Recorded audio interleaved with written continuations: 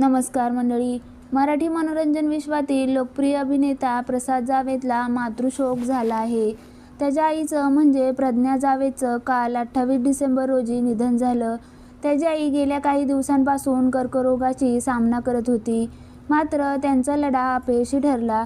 वयाच्या 65व्या वर्षी त्यांनी अखेरचा श्वास घेतला. त्यांच्या निधनानंतर मनोरंजन विश्वातून दुःख व्यक्त केलं जाते. दरम्यान प्रसादची पत्नी अमृता देशमुख हिने सोशल मीडियावर पोस्ट शेअर करत याबाबत माहिती दिली. अमृताने तिच्या इन्स्टा अकाउंटवरून स्टोरी शेअर केली. तिने म्हटलं की प्रज्ञा जावेद, प्रसादची आई, 15 सप्टेंबर 1960 ते 28 डिसेंबर 2025, वय 65 वर्ष.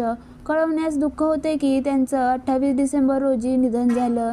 त्यांनी कर्करोगासारख्या गंभीर आजाराचा सामना केला. तसंच त्या आजाराला सकारात्मकतेने लढा दिला.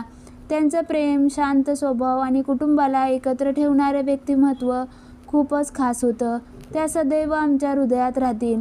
आम्हाला तुमची खूप आठवण येईल मम्मी, अशी पोस्ट शेअर केली. अमृताची ही पोस्ट पाहून चाहत्यांनी सुद्धा दुःख व्यक्त केलं. प्रसादचं त्याच्या आईसोबतचं नातं खूप खास होतं. त्याची आई त्याला कलियुगातील श्रवणबाळ असल्याचं म्हणायची. झी मराठी अवॉर्ड सोहळ्यात प्रसादच्या आईनं खास उपस्थिती लावत प्रसादचं तोंड भरून कौतुक केलं होतं. प्रसाद देखील अनेक वेळा आईसोबतचे फोटो सोशल मीडियावर शेअर करायचा. त्याच्या करिअरच्या संपूर्ण प्रवासात आईने त्याला खूप सपोर्ट केला. त्याच्या निधनानंतर प्रसादसह त्यांच्या संपूर्ण कुटुंबावर दुःखाचा डोंगर कोसळलाय.